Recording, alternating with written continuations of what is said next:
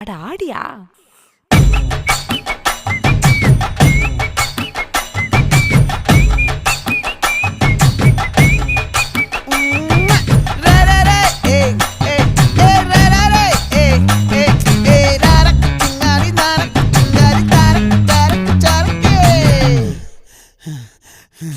விளைஞ்சிருக்கும் என் வெத்தலை கொடி, அட வளைஞ்சிருக்கும் ஒரு சன்னல் வெடி, தோட்டா ஒரு கண்ணால தொலைஞ்ச ஒரு பொண்ணால வாக்கா இந்த வம்பால வல விரிச்சிட வந்தாளே.